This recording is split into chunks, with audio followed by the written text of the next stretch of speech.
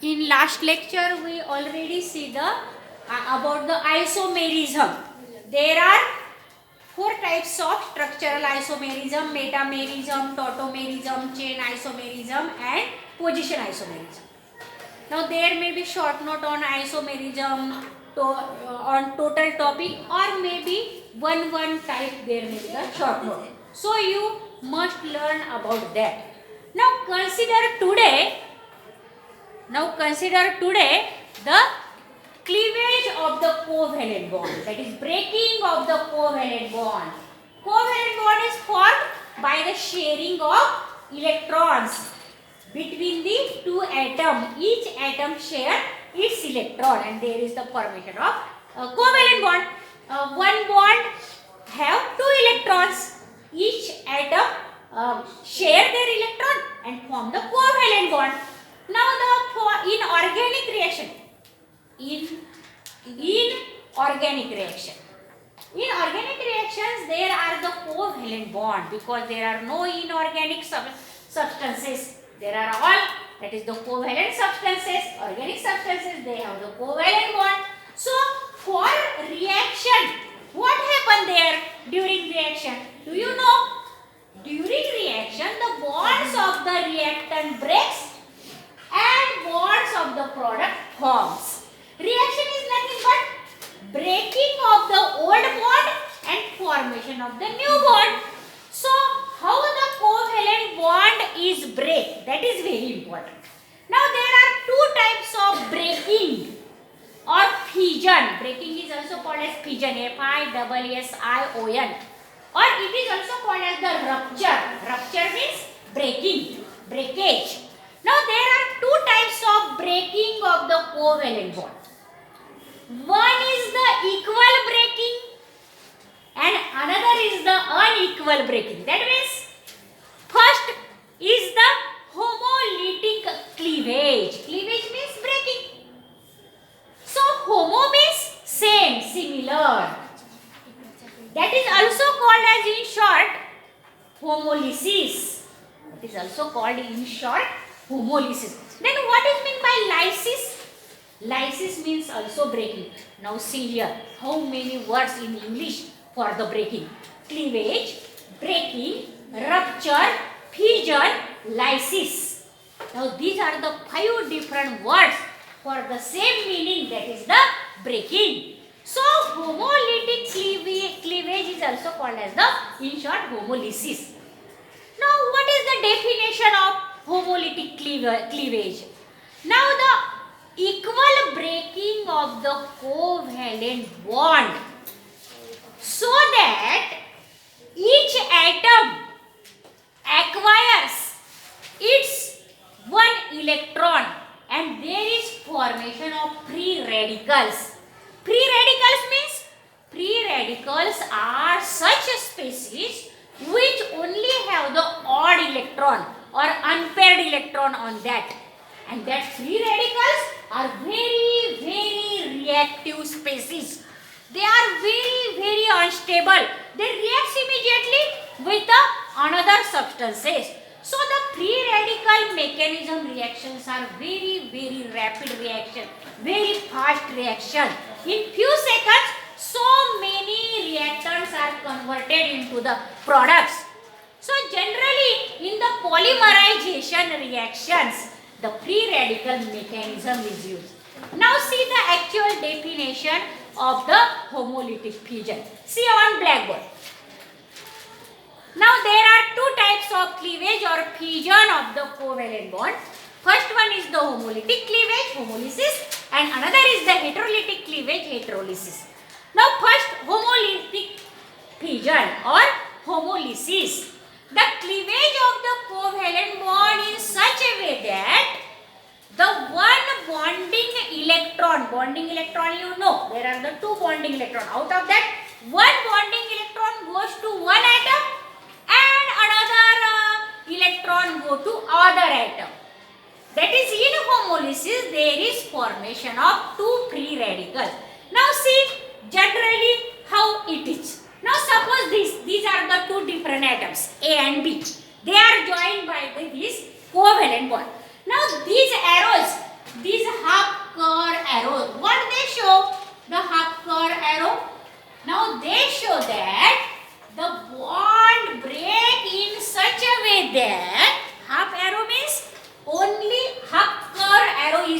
for that.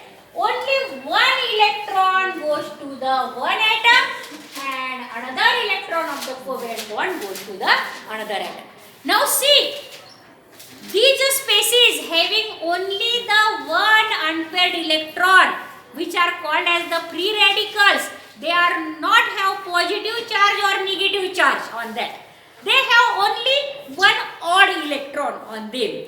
Such spaces having the odd electron or unpaired electron or only one electron on them are called as the free radicals. Now see, what is the definition of free radical? A species with single unpaired electron is called free radical.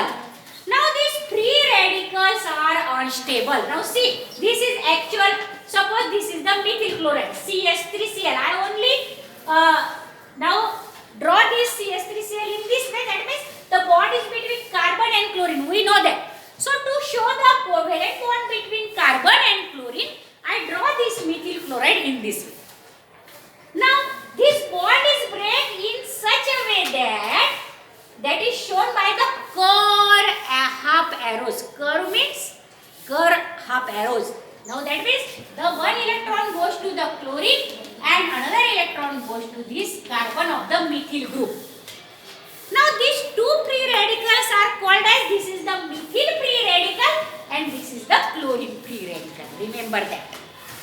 Now such notation are used to show the homolysis, that is the curve half arrows. That is very important. Now homolytic fission is favored, yes, when the homolytic fission is generally carried out. Now these homolytic fission are always carried out into the ultraviolet rays. Very that is the very powerful rays, ultraviolet rays, you know that. Now in the presence of ultraviolet rays, there is the free radical mechanism reactions. Again, these free radical formation is favored into very high temperature also. If the thermal energy, that means high temperature is there, then there is the formation of free radicals. Again, these free radicals are favored into the what? In the peroxides also. If we use the peroxide as in the reactions, then there is the formation of free radicals. Remember that are very important for MCQ, where the free radical mechanism reactions are carried out in presence of ultraviolet rays, in presence of peroxides and in presence of high temperature, that is the thermal energy is also required for the free radical mechanism. Now the reactions, yes, the reactions which are carried out in the presence of free radical or the reactions which are carried out by the formation of free radical are called as the free radical reactions, or they also called as the, that is the non-polar reaction. Why they are called non-polar reaction? Because the fission or breaking of the covalent bond in such a way that there is no formation of positive or negative charge or positive or negative poles. Two different poles are not formed. So the reactions are called as the non-polar. That is also very important in case of MCQ. The free radical mechanism reactions are called as the dash reaction. Non-polar reactions, you must understand that. Now this methyl free radical, I draw here the structure of methyl free radical. Now this is the carbon and 3 hydrogen atoms at the 3 corners of the regular trigonal triangle, equilateral triangle we call that, equilateral triangle. And as we know that the 3 points of the triangle are planar. In the 10th standard you already know that the 3 points of the triangle are always in a one plane. So the geometry of methyl free radical is planar. Geometry means shape. Remember that. A carbon free radical, this carbon free radical means here is the methyl free radical, is always sp2 hybridized. We know the hybridization. What happened into the sp2 hybridization? 2 p orbitals and 1 s orbital take part. That means 3 orbital will be formed there and they form the new sp2 hybrid orbital, 3 new sp2 hybrid orbital, and the fourth 2pz orbital remains as that of carbon, that is the atomic orbital which is that is perpendicular to the plane of this sp2 hybrid orbital. So I show this pz orbital which is perpendicular to the plane of these 3 sp2 hybrid, because these 3 are the sp2 hybrid orbital. Into that what happened, one s orbital of the carbon and 2 p orbitals of carbon take part and form the 3 equal new equivalent sp2 hybrid orbital. We already learned this into the that physical chemistry chapter. We see that. Now again the stability, about the stability of free radical, how the primary, secondary and tertiary free radicals are there, how their stability, let us see. Now there are formation of 3 types of free radicals according to the carbon atom, the type of the carbon atom on which that free radical is present. There are 3 types of free radicals. So the free radicals are classified as primary free radical, secondary free radical and tertiary free radical. Which carbon is primary carbon? The carbon which have 2 or this methyl, like 2 or 3 hydrogen atoms. The carbon which have 2 or 3 hydrogen atoms on them is called as the primary carbon. Which is the secondary carbon? The carbon which have only 1 hydrogen atom. Now these 2 are the primary carbons. This is the secondary carbon. And which is the tertiary carbon?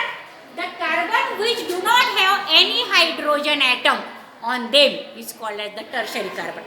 So the alkyl free radicals are classified as primary free radical, secondary free radical and tertiary free radical. Now the stability of the free radical, the order of the stability which is always asked into the MCQ in the examination. They may be give opposite order also, this order or in between such order or all of these such options may be there. Then you must understand which order is the correct order. Now always remember that the tertiary free radicals are very stable. Now there is the reason behind that is that now we will see after this topic, that is the inductive effect.